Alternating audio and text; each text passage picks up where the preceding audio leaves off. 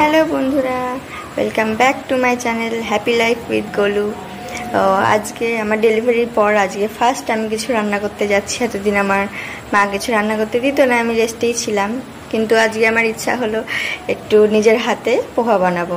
তো আজকে পোহার রেসিপি তোমাদের সাথে শেয়ার করব। তো চলো বানাই।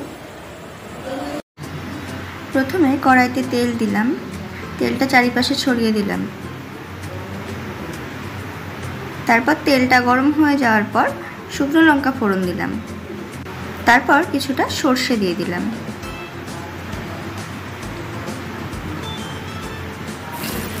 আগের থেকে কেটে রাখা ভেজিটেবলসগুলো দিলাম।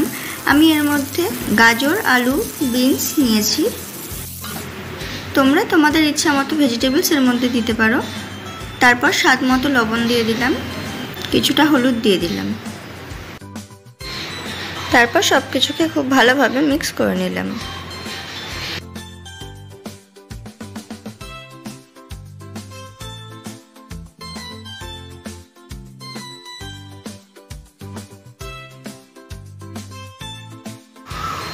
ভেজিটেবলসগুলো অনেকটা ভাজা হয়ে যাওয়ার পর সেখানে পেঁয়াজ কুচি দিয়ে দেব।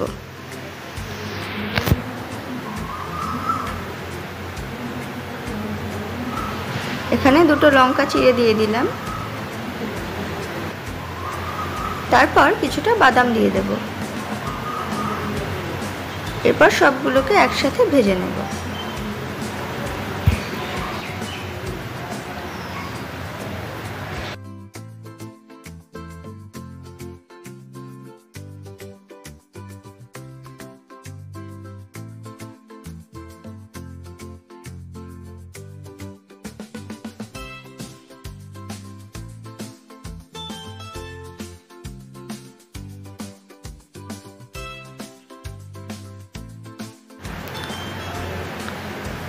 সব ভেজিটেবলসগুলো ভালো করে ভাজা হয়ে গেলে আগের থেকে যে চিড়েটা ধুয়ে রেখেছিলাম সেই চিড়েগুলো দিয়ে দেব। এরপর সব ভেজিটেবলসগুলো এবং চিড়ে একসাথে নেড়েচেড়ে ভেজে নেব।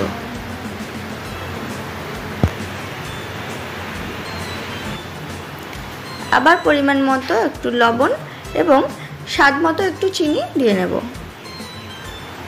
আর চিড়েটাকে কালারফুল করার জন্য একটু হলুদও মিশিয়ে নেব।